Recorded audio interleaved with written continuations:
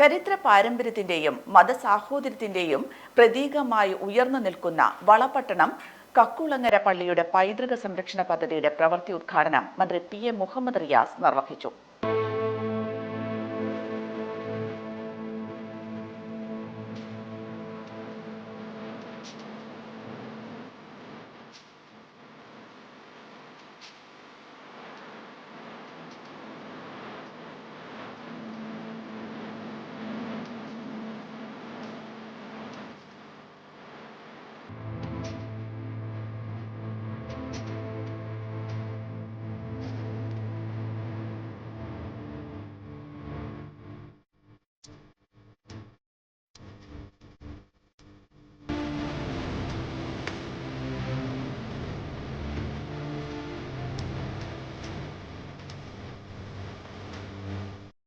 ബ്രിട്ടീഷുകാരുടെ ഭിന്നിപ്പിക്കൽ രാഷ്ട്രീയത്തെ ചെറുത്തുതോൽപ്പിച്ചത് മതസാഹോദര്യത്തിൽ അധിഷ്ഠിതമായ പോരാട്ടത്തിലൂടെയായിരുന്നുവെന്ന് മന്ത്രി പറഞ്ഞു.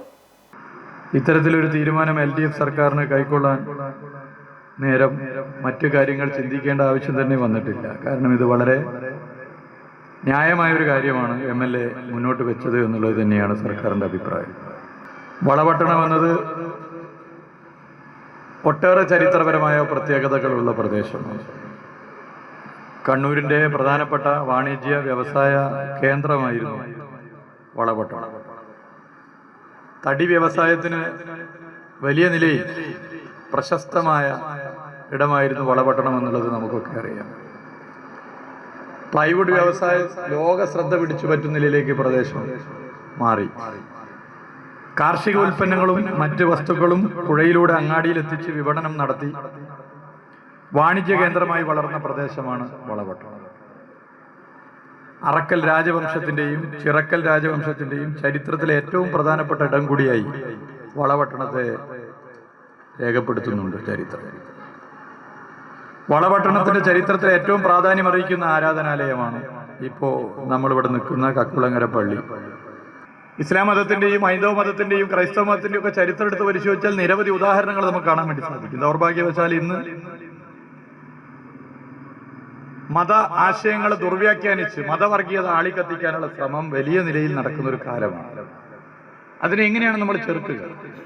അതിനെ ചെറുക്കാൻ ഉറങ്ങിക്കിടക്കുന്ന ചരിത്രത്തെ ഉണർത്തി വർത്തമാന കാലഘട്ടത്തിലെ ജീവനുള്ള ശരീരമാക്കി മാറ്റുക. അതാണ് ഇതുകൊണ്ട് സർക്കാർ ഉദ്ദേശിക്കുന്നത്. പള്ളിയിലെ സയ്യിദ് അഹമ്മദ് ജലാലുദ്ദീൻ ബുഖാരിയുടെ മഖാം മന്ത്രി സന്ദർശിച്ചു.